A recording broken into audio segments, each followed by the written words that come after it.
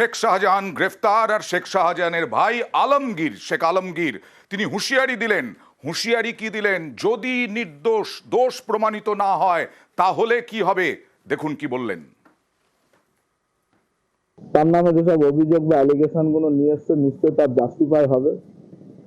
Police দেখবে, প্রশাসন দেখবে এবং কোর্ট দেখবে।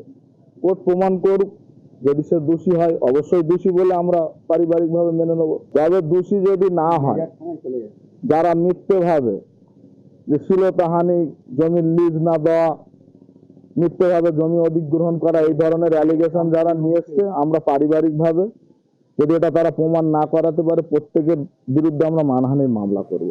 আর আজকে শেখ শাহজাহানের গ্রেফতারিতে আরও একবার 23টা জায়গায় 144 ধারা জারি করা হলো, কারণ শান্তি শৃঙ্খলা যাতে বজায় থাকে।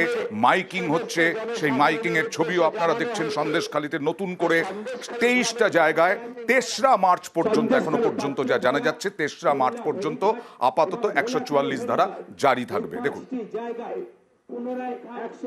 সন্দেশখালী ত্রিমণি বাজার, সন্দেশখালী পাত্রপাড়া, খুলনা ফেরিঘাট এবং ভোলাখালী ফেরিঘাট, এই 5টি জায়গায় পুনরায় 144 ধারা জারি করা হয়েছে সন্দেশখালী গ্রামের শান্তি শৃঙ্খলা বজায় রাখার জন্য।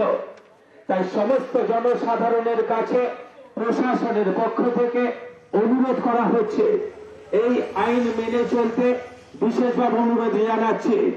আর আদালতের অনুমতিতে আরও একবার আজকে জেলিয়াখালীতে গেলেন, সন্দেশখালী গেলেন, জেলিয়াখালীতে গেলেন, হালদারপাড়ায় গেলেন বিরোধী দলনেতা শুভেন্দু অধিকারী। প্রথমে একটু আলোচনা হয় পুলিশের সঙ্গে, তারপরে সই সাবুত করে তারা রওনা দেন দুজন প্রতিনিধি, অর্চনা মজুমদার এবং তার সঙ্গে শুভেন্দু অধিকারী। শুভেন্দু অধিকারীকে ওখানে স্বাগত জানান ওই এলাকার মানুষজন, ফুল দিয়ে অভ্যর্থনা জানান এবং সেখান থেকেই তিনি ঘোষণা করেন যে আগামী 10ই মার্চ সন্দেশখালীতে সভা করবে বিজেপি। দেখুন,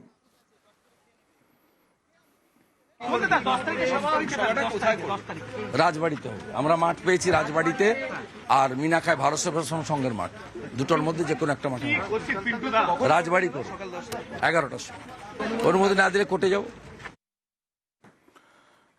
এবার হাওড়া আদালতের একটি খবরে যাব। হাওড়া আদালতের ইতিহাসে এই প্রথম একটা ঘটনা, যেটা প্রেমিককে নিয়ে সন্তান খুনে দুজনকে ফাঁসির সাজা।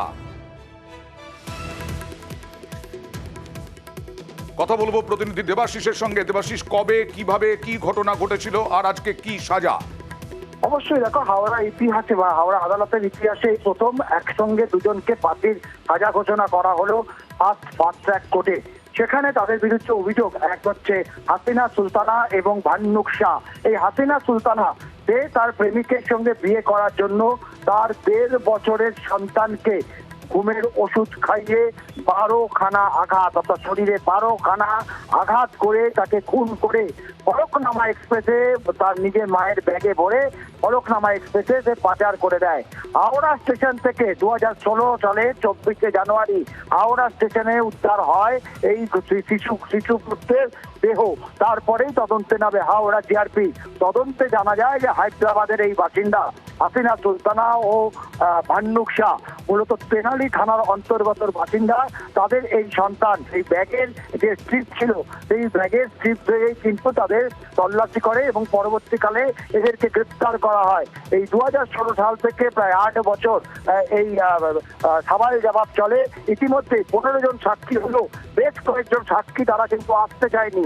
তাদেরকে আনতে ওয়ারেন্ট বার করে গ্রেপ্তার করে নিয়ে আসা হয়েছিল।